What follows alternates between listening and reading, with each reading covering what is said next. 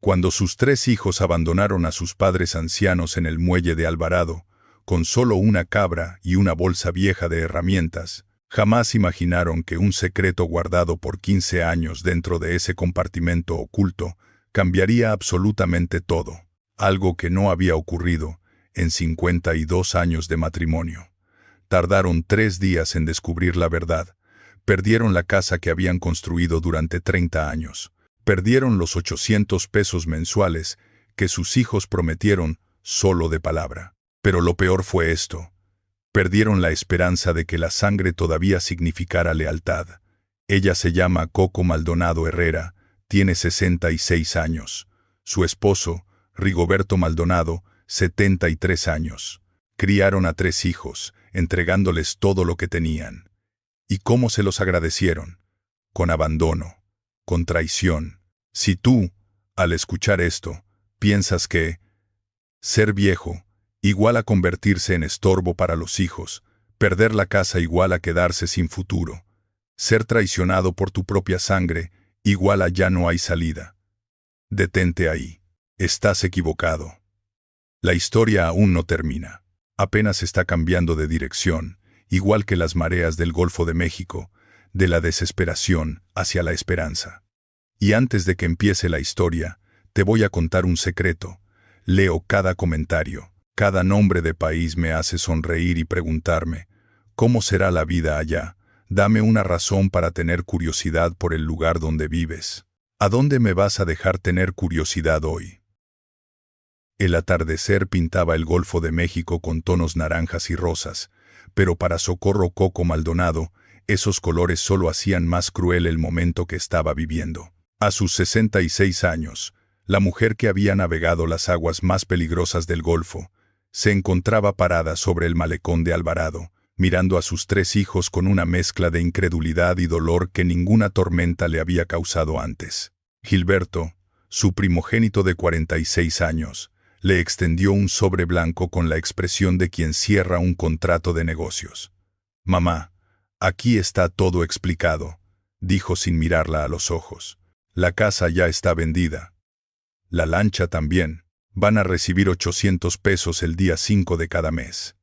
Es lo mejor para ustedes». Rigoberto Rigo Maldonado, su esposo de 73 años, apretaba el asa de una vieja bolsa de herramientas que había pertenecido al padre de Coco. Era lo único que Gilberto había insistido en que llevaran.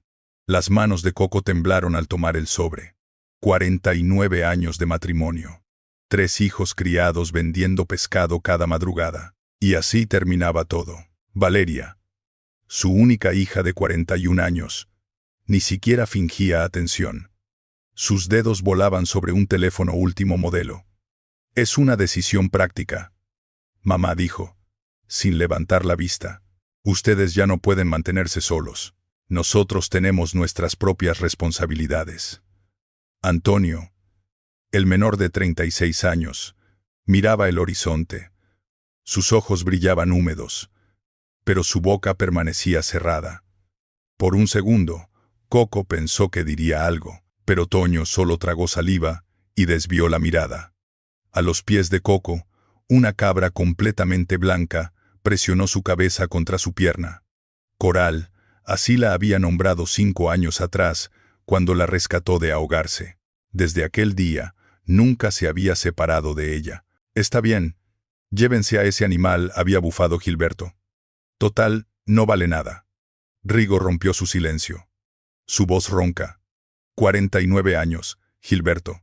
Trabajamos cada día para que ustedes tuvieran lo que nosotros nunca tuvimos. ¿Y así nos pagan? No lo tomes personal. Papá. Valeria guardó el teléfono. Es simplemente lo más sensato. Gilberto consultó su Rolex.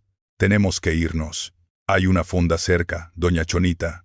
Ella los conoce. Sin abrazo, sin última mirada, sin nada. Los 3 hermanos subieron a un BMW negro. El motor arrancó suavemente. Toño volteó una vez desde el asiento trasero, pero Gilberto aceleró antes de que el arrepentimiento se materializara en palabras. Las llantas levantaron polvo mientras el coche se alejaba. Turistas miraban con lástima a la pareja de ancianos abandonada como equipaje no deseado. Rigo dejó caer la bolsa de herramientas. El sonido metálico resonó hueco. Se acercó y rodeó a Coco con brazos que habían sostenido redes durante 50 años. «No llores aquí», mi Coco susurró contra su cabello gris. «No les des ese gusto». Pero las lágrimas vinieron de todas formas, rodando por mejillas curtidas por décadas de sol y sal. Coral baló suavemente y se sentó sobre los pies de Coco, su cuerpo cálido como un ancla, impidiendo que flotara hacia la desesperación. El sol se hundió en el horizonte. La oscuridad llegaba rápido. Socorro y Rigoberto Maldonado estaban completamente solos, o eso creían. La noche había caído completamente sobre Alvarado cuando Coco escuchó pasos acercándose por el malecón. Instintivamente, apretó más fuerte a Coral contra su cuerpo. Después de lo que sus hijos acababan de hacerle, no sabía si podía confiar en nadie. «Coco, Rigo, ¿qué diablos hacen aquí a estas horas?» La voz era familiar, ronca de tantos años, gritando órdenes sobre el ruido de motores marinos. Coco levantó la vista y reconoció la silueta robusta del capitán Evaristo Rojas, dueño del barco turístico Delfín Plateado. Había navegado junto a Rigo durante 40 años. «Evaristo», la voz de Rigo se quebró. «Los muchachos nos dejaron aquí». Evaristo se acercó rápidamente, su rostro oscuro arrugándose con furia cuando comprendió la situación. Vio la bolsa de herramientas tirada en el suelo, la cabra blanca, la ropa sencilla de sus amigos. «Esos hijos de la chingada», maldijo. «¿Cómo pudieron? 40 años conozco a tu familia, Rigo. Nunca pensé. Vendieron la casa, la lancha, todo», dijo Coco simplemente. No tenía fuerzas para más palabras. Evaristo no perdió tiempo. Recogió la bolsa de herramientas y les hizo señas para que lo siguieran. «Vienen conmigo. Ahora mismo. La fonda Chonita está a 3 cuadras.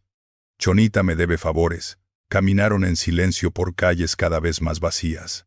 Coral trotaba junto a Coco, sus pezuñas haciendo clic contra el pavimento.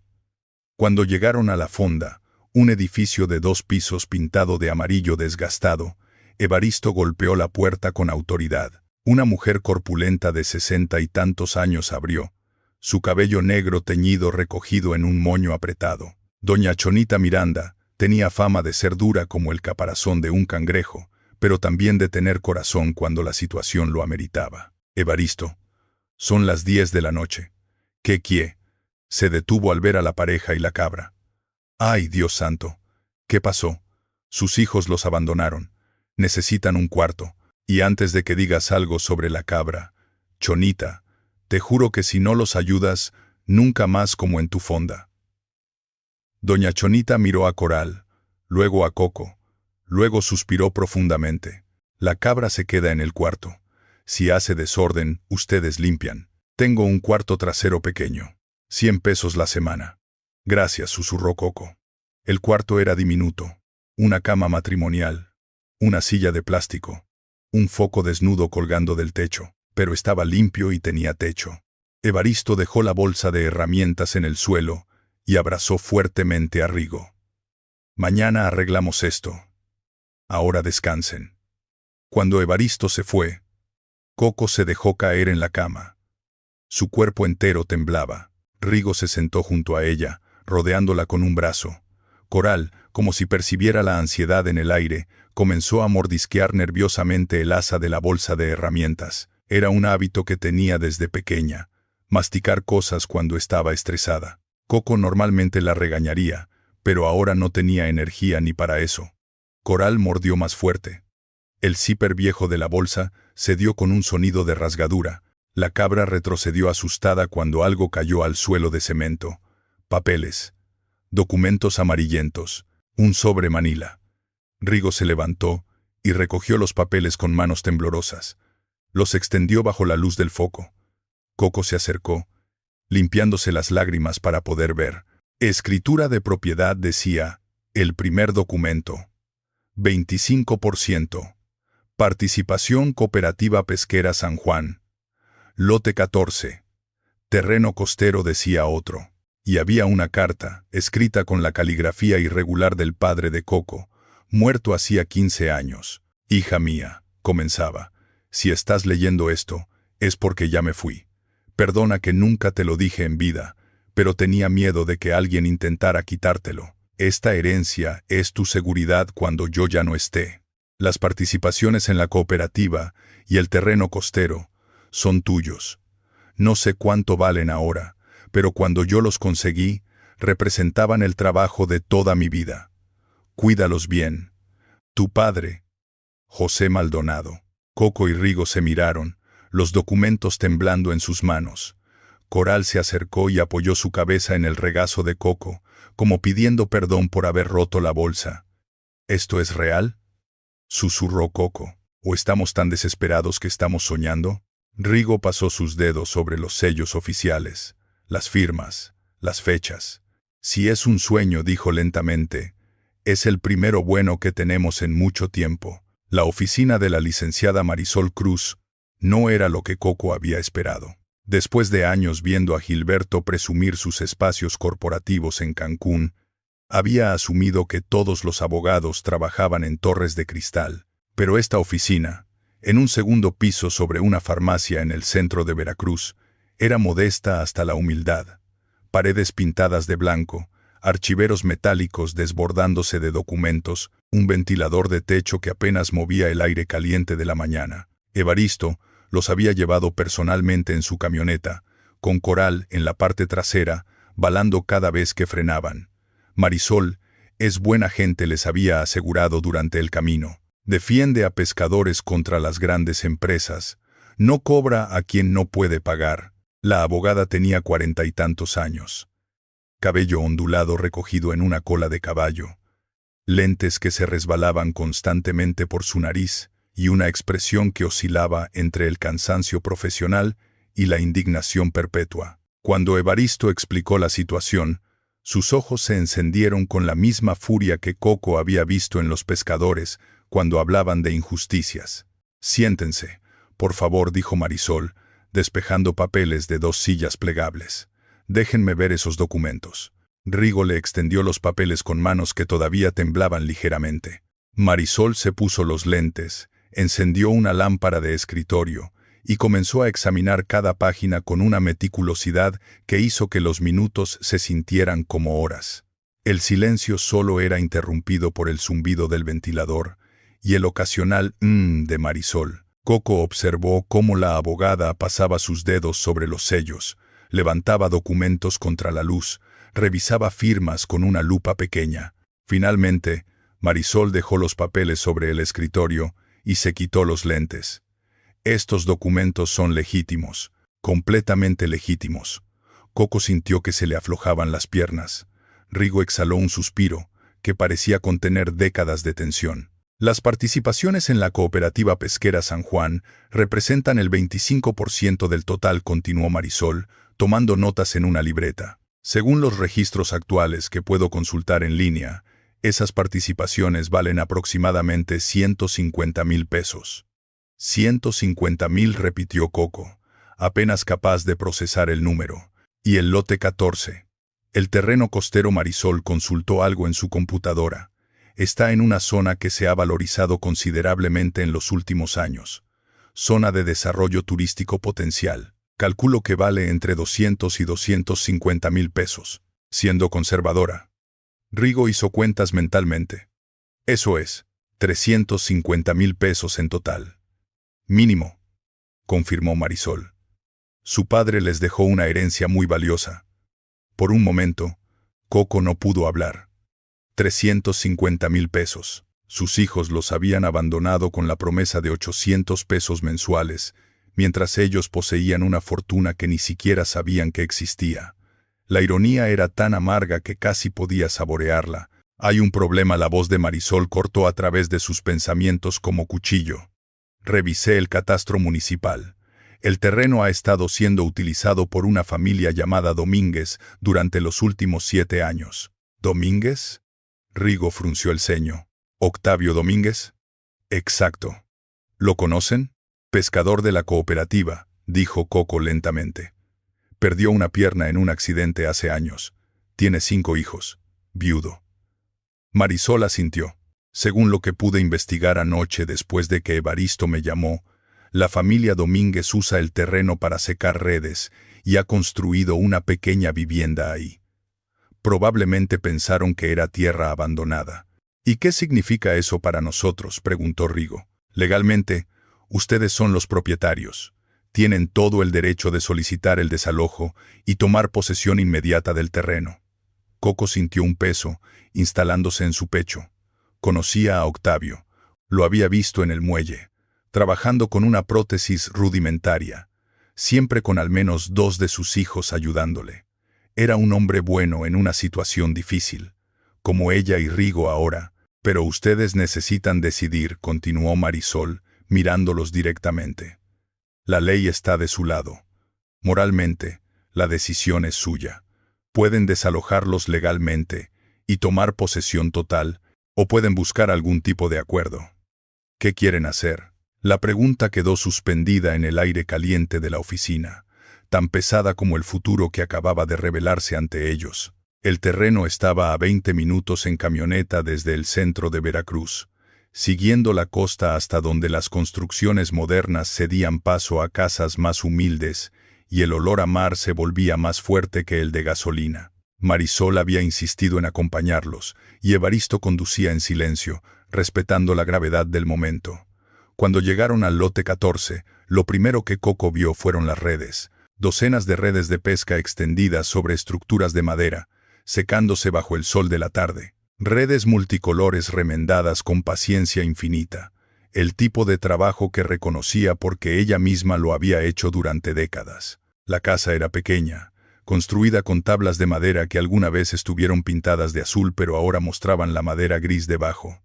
Un techo de lámina que probablemente goteaba cuando llovía. Un pequeño patio donde gallinas escarbaban entre la arena y la hierba seca. Y allí, sentado en una silla de plástico remendada con alambre, estaba Octavio Domínguez. Coco lo había visto antes en el muelle de la cooperativa, siempre llegando antes que los demás, compensando con esfuerzo triple lo que la prótesis rudimentaria le quitaba de movilidad. Ahora lo veía levantarse con dificultad, apoyándose en un bastón improvisado, su rostro curtido mostrando una mezcla de dignidad y miedo.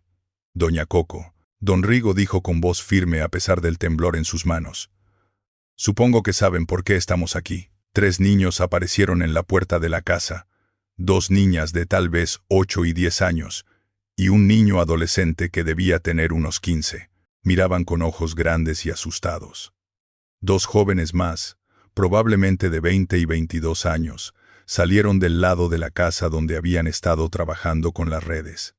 5 hijos, todos dependiendo de este hombre que había perdido su pierna, pero no su determinación. Coral saltó de la camioneta antes de que Coco pudiera detenerla y corrió directamente hacia las niñas. En segundos, las pequeñas estaban riendo mientras la cabra blanca las dejaba acariciarla, el miedo temporalmente olvidado en la alegría simple de jugar con un animal. Octavio, comenzó Coco, su voz más suave de lo que había planeado. La abogada nos explicó la situación. Este terreno es nuestro. Legalmente. Lo sé, dijo Octavio. Y su honestidad la sorprendió. Siempre lo sospeché. Cuando llegamos hace 7 años, pregunté en el municipio. Me dijeron que no tenía dueño registrado activo. Pero yo sabía que eso no significaba que fuera de nadie. Bajó la mirada. Mi esposa había muerto el año anterior. Los niños y yo no teníamos dónde ir. Vi este terreno vacío y pensé que tal vez, si nadie lo reclamaba, podríamos quedarnos. Fue egoísta, fue desesperado, pero lo hice. Rigo cruzó los brazos, su expresión dura. ¿Sabías que tenía dueño? ¿Y aún así te quedaste? Sabía que podía tener dueño, corrigió Octavio, mirándolo directamente. Y aposté a que nadie vendría. Fue la apuesta de un hombre que no tenía nada que perder. Hizo una pausa. Si quieren que nos vayamos, nos iremos. No voy a pelear. No tengo derecho. Coco miró a su alrededor.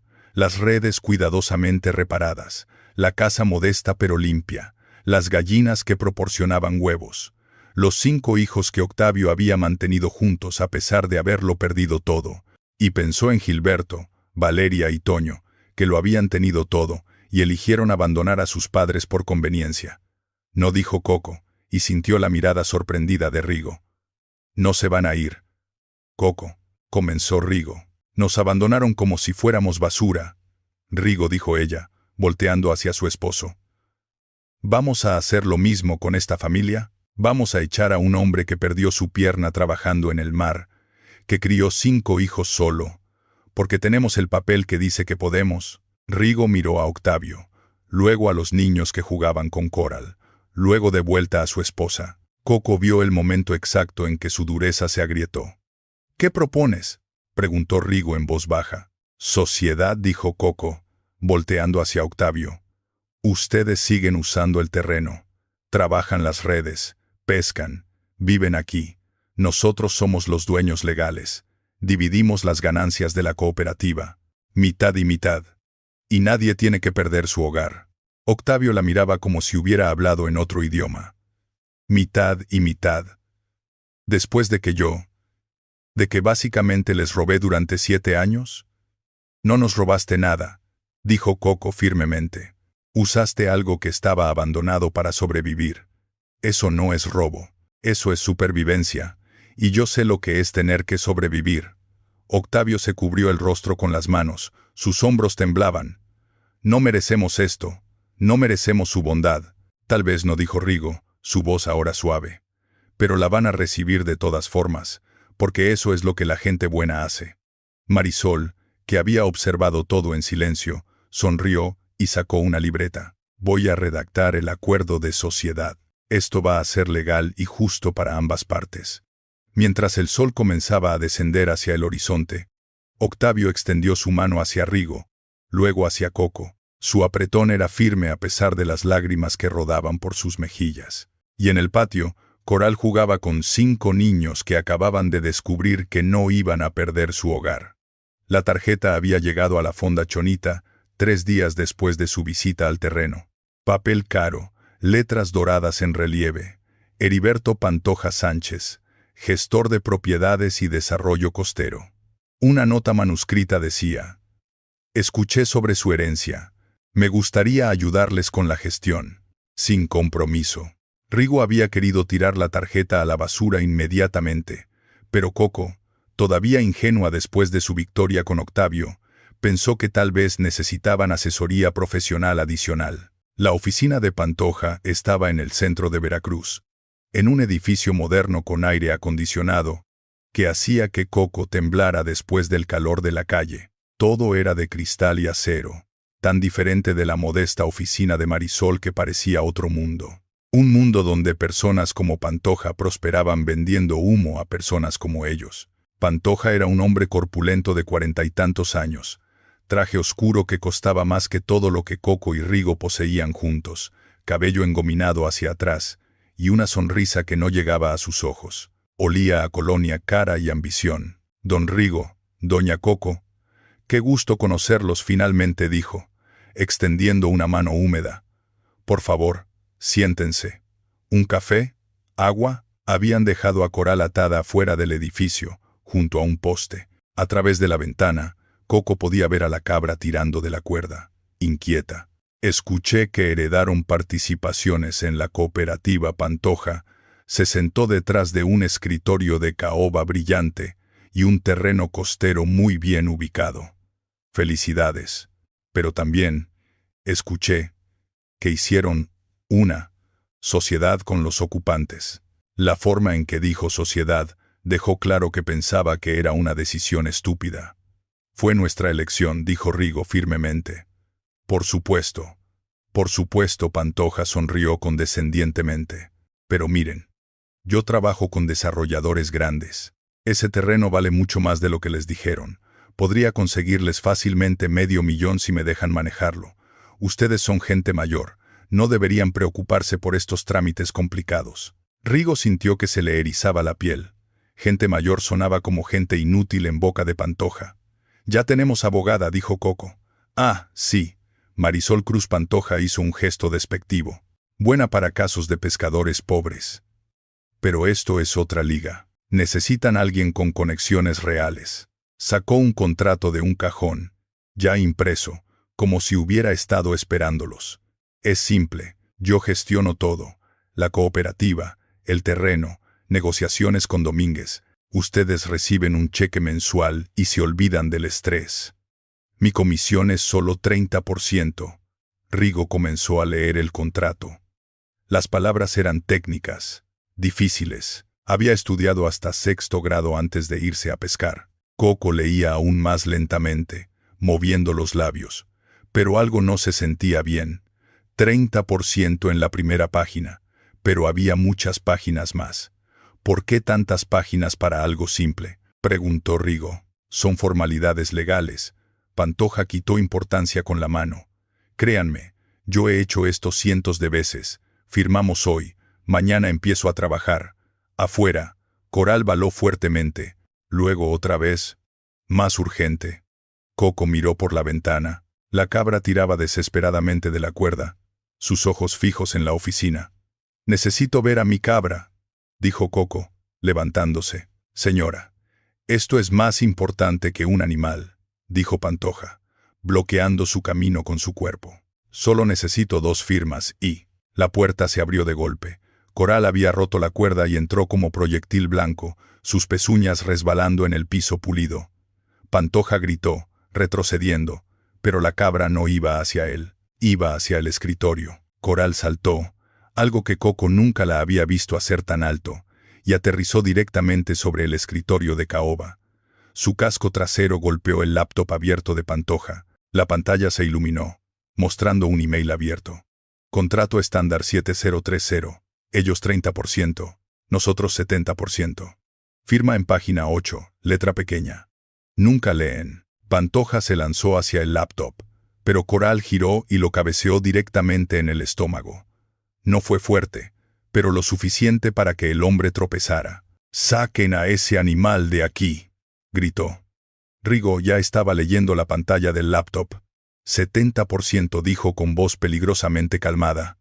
«Nos querías robar 70%. Es un malentendido, yo». La puerta se abrió otra vez. Evaristo entró como tormenta, seguido por 2 pescadores de la cooperativa. «Coco, Rigo, ¿están bien?». Coral estaba balando como loca afuera. «Vine a ver». Vio la escena, el laptop con el email incriminatorio, el contrato esparcido, Pantoja sudando. «Hijo de puta», siseó Evaristo. «Intentaste robarles. Esto es propiedad privada. Salgan o llamo a seguridad», amenazó Pantoja, pero su voz temblaba. «Llama», dijo Rigo, tomando su teléfono y fotografiando la pantalla del laptop. «Pero yo también voy a llamar a Marisol, y a la cooperativa, y a todos los pescadores que trabajan con este ladrón». Salieron de la oficina, Coral trotando orgullosa entre ellos, dejando a Pantoja gritando amenazas vacías. En la calle, Coco abrazó a su cabra. «Nos salvaste otra vez, mi niña». Evaristo sacudió la cabeza. «Ese cabrón va a intentar vengarse». «Que lo intente», dijo Rigo, guardando las fotos en su teléfono. «Ahora sabemos que no podemos confiar en cualquiera que se ofrece a ayudar». Pero mientras caminaban de regreso a la fonda, ninguno notó el coche BMW negro que había estado estacionado al otro lado de la calle, observando toda la escena. Gilberto bajó la ventanilla y marcó un número. «Valeria, Toño, necesitamos hablar. Ahora». La calma duró apenas 3 días. El martes por la mañana, mientras Coco ayudaba a doña Chonita a pelar camarones en la cocina de la fonda, escuchó voces conocidas que le helaron la sangre. «Nos dijeron que aquí están nuestros padres». La voz de Gilberto retumbó en el pequeño comedor. Coco se asomó cautelosa desde la puerta de la cocina y vio a sus 3 hijos de pie junto a la entrada. Gilberto, el mayor, con traje gris arrugado y corbata floja. Valeria, la segunda, con lentes oscuros caros y bolso de marca. Toño, el menor, manos en los bolsillos, mirando al piso. «¿Qué hacen ustedes aquí?», preguntó Rigo, que había estado compartiendo café con el capitán Evaristo en una mesa del rincón. «Venimos a hablar de la herencia», respondió Gilberto sin preámbulo. «Nos enteramos de que encontraron documentos de tierras y cooperativa». «¿Y cómo se enteraron de eso?». Coco salió de la cocina, secándose las manos con un trapo.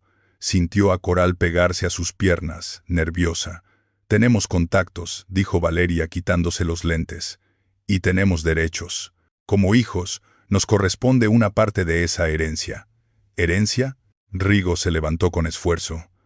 Yo todavía estoy vivo. Por si no se dieron cuenta. Esa herencia es mía. De mi padre. Ustedes no tienen nada que reclamar. La ley dice otra cosa, papá. Gilberto sacó un papel doblado de su saco. Consultamos a un abogado. Tenemos derecho al 50% de todos los bienes que posean. 50%. Coco sintió la rabia subirle por el pecho. Nos abandonaron en el malecón como si fuéramos basura, y ahora quieren la mitad de lo único que tenemos. Oigan, no fue así, Toño habló por primera vez, incómodo. Creímos que era lo mejor para ustedes. Cállate. Toño lo cortó Valeria. Papá, mamá, no venimos a pelear. Solo queremos lo que por ley nos corresponde. Si cooperan, esto puede ser fácil. Si no, hizo una pausa dramática. Nuestro abogado puede iniciar un proceso para demostrar que ustedes no tienen capacidad para administrar esos bienes. ¿Capacidad? El capitán Evaristo se puso de pie, los puños cerrados. ¿Quiénes se creen que son para hablar así a sus padres? Esto no es asunto suyo, señor, le espetó Gilberto. Sí lo es, doña Chonita salió de la cocina con un cucharón de madera en alto. En mi casa, todo lo que pasa es mi asunto, y lo que ustedes están haciendo es una vergüenza. Sus padres los criaron, les dieron todo, y ustedes los echaron a la calle. ¿Y ahora vienen a exigir dinero? Señora, esto es un asunto legal, dijo Valeria con frialdad. No se meta donde no la llaman. Los estoy corriendo de mi fonda, dijo Chonita señalando la puerta. Fuera, ya. Gilberto guardó el papel, la mandíbula tensa. Valeria se puso los lentes con gesto brusco. Toño miró a sus padres con algo parecido a la culpa, pero siguió a sus hermanos hacia la salida. Van a arrepentirse, dijo Gilberto antes de salir. Tendrán noticias de nuestro abogado. La puerta se cerró con un golpe seco. Coco se dejó caer en una silla, temblando. Coral saltó a su regazo, balando suavemente. ¿Pueden quitarnos todo?, susurró ella. No si yo puedo evitarlo, dijo Lic.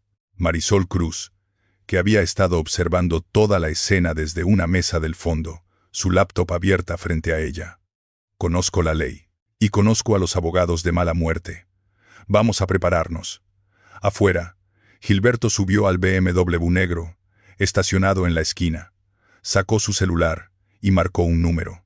Licenciado Salazar. Tengo un caso para usted. El juzgado familiar de Alvarado olía a madera vieja y documentos polvorientos. Coco apretó la mano de Rigo mientras esperaban en la banca de madera junto a Lic. Marisol Cruz, Coral, dentro de su transportadora, balaba nerviosamente bajo el asiento. Al otro lado del pasillo, Gilberto, Valeria y Toño conversaban en voz baja con su abogado. Lic. Salazar era un hombre de 50 años, traje negro impecable, cabello engominado hacia atrás y sonrisa de tiburón. Cuando miró a Coco, ella sintió un escalofrío. Todos de pie, anunció el secretario. Jueza Domínguez.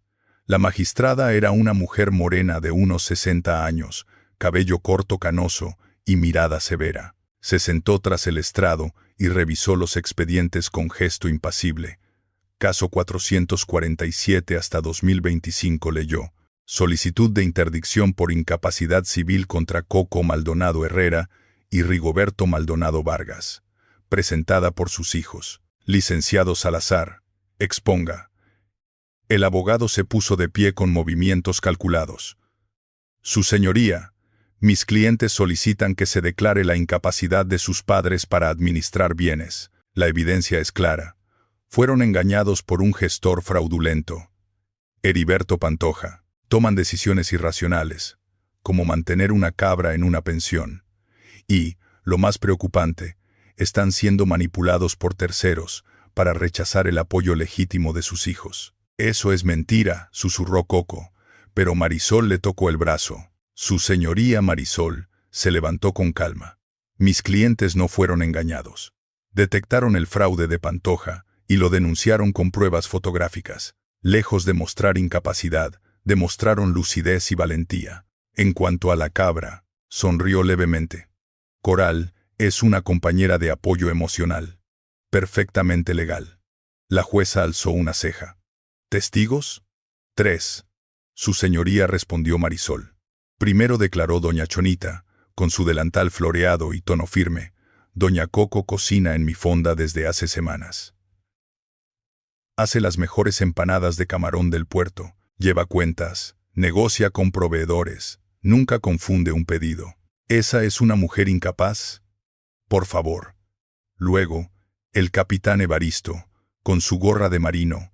Conozco a Rigo desde hace 40 años. El otro día reparó el motor de mi lancha en 2 horas. Diagnosticó el problema mejor que el mecánico del astillero. Si eso es incapacidad, que me declaren incapaz a mí también. Finalmente, Mateo, el joven pescador de Cooperativa San José, don Rigo asistió a nuestra asamblea cooperativista el martes. Entendió los estatutos, preguntó sobre dividendos, propuso mejoras. Todos los socios votaron aceptarlo como miembro activo. Nadie cuestionó su capacidad. Lic. Salazar intentó contradecir, pero la jueza lo interrumpió con un gesto. Los demandantes tienen evidencia médica de deterioro cognitivo. Bueno, su señoría, no formal, pero informes psiquiátricos, evaluaciones neurológicas, estábamos en proceso. Entonces no tienen nada. La jueza golpeó el mazo. Demanda desestimada. Los señores Maldonado conservan plena capacidad civil. Además, miró severamente a Gilberto. Valeria y Toño, me resulta vergonzoso que 3 hijos intenten despojar a sus padres ancianos de su autonomía. Caso cerrado. Coco sintió que le faltaba el aire. Rigo la abrazó, temblando. Marisol sonrió discretamente. Los 3 hermanos salieron del juzgado con rostros oscuros. Ya en el estacionamiento, Gilberto pateó una llanta de su BMW. Esto no se queda así, murmuró Valeria ajustándose los lentes. ¿Qué propones?, preguntó Toño nervioso. Gilberto sacó su celular, abrió un contacto guardado como M. Ocupante lote 14. Si no podemos quitarles la herencia legalmente, dijo marcando, hay otras maneras. Mercedes Domínguez limpió las mesas del turno nocturno en el restaurante del Malecón cuando su celular vibró. Número desconocido. Dudó antes de contestar. ¿Mercedes? La voz era masculina, educada. Soy Gilberto Maldonado, hijo de los dueños de la tierra donde vive tu familia. El corazón de Mercedes se aceleró. A sus 28 años, estudiaba enfermería mientras trabajaba 2 empleos para mantener a sus hermanos menores. La sociedad con los Maldonado había sido un alivio, pero siempre temía que cambiaran de opinión. ¿Qué necesita?, preguntó cautelosa. Quiero proponerte algo, 50,000 pesos. Efectivo. Solo necesito que convenzas a tu padre de abandonar la tierra voluntariamente. Él firma una renuncia. Ustedes se mudan a otra parte, y el dinero es tuyo. Mercedes sintió un nudo en el estómago. ¿Por qué haría eso? Mi papá tiene un contrato legal con sus padres. Mis padres son ancianos manipulables. Ese contrato no debería existir. Mira, Mercedes, con 50,000 puedes terminar tus estudios, alquilar una casa decente en la ciudad. Piensa en tus hermanos. ¿No quieres algo mejor para ellos que vivir en esa choza? Deje de llamarme. Mercedes colgó con manos temblorosas. Pero el mensaje había sido plantado. Esa noche apenas durmió. 50,000 pesos, 3 años de salarios, la matrícula de la universidad, un futuro. 2 días después, Mercedes viajó al lote 14. Encontró a Octavio reparando la cerca, sudoroso bajo el sol de mediodía. Papá, necesito hablar contigo. Octavio se apoyó en su muleta, notando la tensión en la voz de su hija. Dime, mija, ¿y si nos fuéramos de aquí? A la ciudad. Yo conseguí. Hay una oportunidad. Dinero suficiente para empezar de nuevo, sin depender de nadie. Octavio frunció el ceño. ¿De qué hablas? Aquí tenemos un techo, trabajo, estabilidad. Los Maldonado han sido buenos con nosotros, pero no es nuestro. Las palabras salieron con más desesperación de la que pretendía. Papá, siempre estaremos aquí por caridad. ¿No entiendes? Podríamos tener algo propio. ¿Te llamó Gilberto? La voz de Octavio se endureció. El silencio de Mercedes fue respuesta suficiente. Mercedes, mírame. Octavio tomó su brazo con firmeza. Esa tierra vale más de 200,000 pesos, y nosotros tenemos 50%. ¿Crees que me voy a vender por 50,000? ¿Crees que voy a traicionar a la gente que nos dio una oportunidad cuando nadie más lo hizo? Mercedes comenzó a llorar. Perdóname, papá. Yo solo quería. Lo sé, mija. Sé que estás cansada. Pero esto no es el camino. 3 horas después, Mercedes tocó la puerta de Fonda Chonita. Coco abrió, Coral asomándose curiosa entre sus piernas. Señora Coco, necesito contarles algo. Cuando Mercedes terminó de explicar, Rigo golpeó la mesa con el puño. Voy a ir a buscar a ese desgraciado ahora mismo. No. Coco lo detuvo. Vamos los dos, y llevamos testigos. Encontraron a Gilberto en el bar El Tiburón, bebiendo cerveza con Valeria. Cuando vio entrar a sus padres con Evaristo, Chonita y Mercedes, palideció. Intentaste sobornar a la familia Domínguez, dijo Coco sin preámbulos. ¿Tan bajo caíste? Eso no es tu problema, mamá. Ya no soy tu mamá. La voz de Coco salió fría, definitiva. Una madre reconoce a sus hijos por sus actos, y tú dejaste de ser mi hijo el día que nos abandonaste. Esto solo lo confirma. Gilberto se levantó, tambaleándose. Van a arrepentirse. No, Rigo, habló con calma mortal. El que va a arrepentirse eres tú. Porque vamos a construir algo en esa tierra. Algo que te demuestre que no nos destruiste. Que somos más fuertes sin ustedes. Salieron del bar. Afuera, bajo las estrellas del Golfo, Coco tomó la mano de Rigo. ¿Qué vamos a construir? Un hogar, para gente como nosotros. El sol de noviembre pintaba el Golfo de México en tonos dorados cuando don Artemio Vega, de 74 años, cruzó el portón de madera del refugio Puerto Coral. Sus hijos lo habían dejado en un asilo del DF 3 años atrás, y nunca volvieron. Ahora, con su mochila raída al hombro, miraba con ojos húmedos las 5 cabañitas blancas con techos de palma distribuidas alrededor de un patio central. Bienvenido a casa, don Artemio. Coco lo recibió con un abrazo. A su lado, Coral balaba suavemente, como si también diera la bienvenida. ¿Esto es para mí? Artemio señaló una de las cabañitas. Para usted y para alguien más. Rigo sonrió y silbó. Una cabrita parda de 6 meses trotó desde el corral. Se llama Canela. A partir de hoy, es su compañera. Artemio se arrodilló con dificultad, y la cabrita le lamió la mano. El anciano lloró. 6 meses habían pasado desde aquella noche, en el bar El Tiburón, con el dinero de la primera cosecha cooperativista y donaciones de pescadores solidarios. Coco y Rigo habían levantado Puerto Coral, 5 cabañas equipadas, un comedor comunitario, un huerto, un corral con 12 cabras y un pequeño muelle para pescar. El modelo era simple pero revolucionario. Cada anciano abandonado recibía techo, comida, compañía y una cabra propia bajo el programa Una cabra, una esperanza. Los residentes ayudaban según sus capacidades. Don Benedicto cocinaba. Doña Refugio tejía redes pesqueras. Don Artemio, antiguo carpintero, reparaba muebles. Es como una cooperativa de la dignidad, había dicho Lic. Marisol Cruz, al redactar los estatutos legales. Esa tarde, Puerto Coral celebraba su inauguración oficial. Bajo una carpa en el patio central, 50 personas se reunieron, residentes, pescadores de la cooperativa San José, doña Chonita con bandejas de empanadas, capitán Evaristo con su acordeón, padre Julián de la parroquia, y un reportero del periódico Sotavento con cámara al cuello. ¿Cómo se les ocurrió esta idea?, preguntó el periodista a Coco. Nosotros fuimos abandonados. Coco habló con Coral en su regazo. Nos dejaron en el malecón con esta cabrita y una bolsa de herramientas. Pensamos que era el fin, pero descubrimos que el fin puede ser un comienzo si tienes a quien amar y una razón para levantarte. Rigo agregó. Puerto Coral no es caridad. Es justicia. Estos ancianos trabajaron toda su vida. Merecen terminarla con paz, no con abandono. El reportero fotografió a los 5 residentes con sus cabras.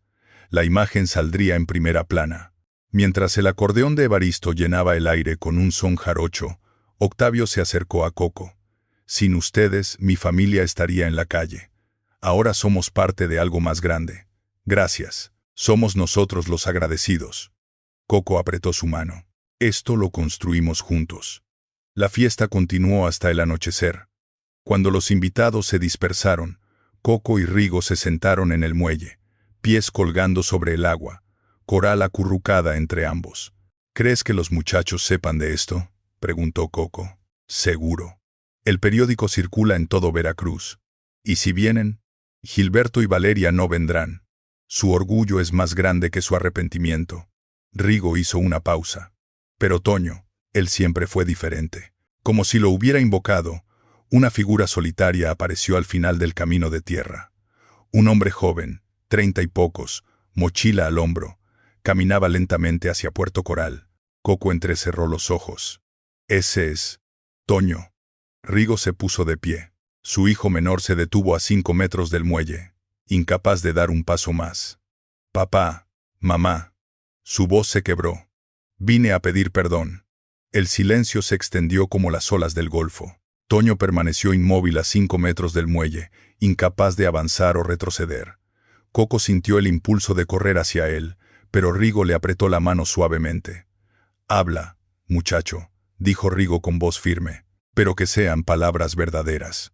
Toño dejó caer su mochila y se arrodilló en la arena. Vi la foto en el periódico. Ustedes rodeados de ancianos, de cabras, sonriendo, y me pregunté, ¿cuándo fue la última vez que los vi sonreír así? Su voz temblaba. Nunca, porque siempre estuve del lado equivocado. Escuché a Gilberto cuando dijo que eran una carga. Escuché a Valeria cuando dijo que no podían cuidarse solos.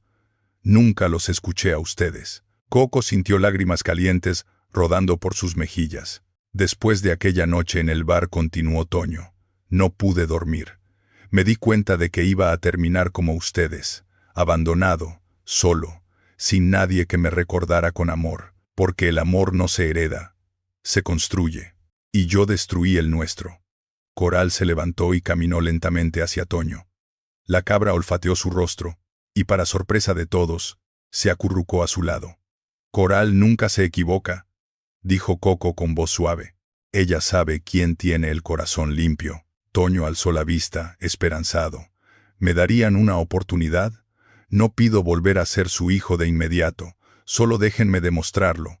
Trabajaré aquí, en Puerto Coral, sin sueldo, el tiempo que haga falta. Rigo miró a Coco. En sus ojos envejecidos había cansancio, pero también algo más profundo, la capacidad de creer en las segundas oportunidades.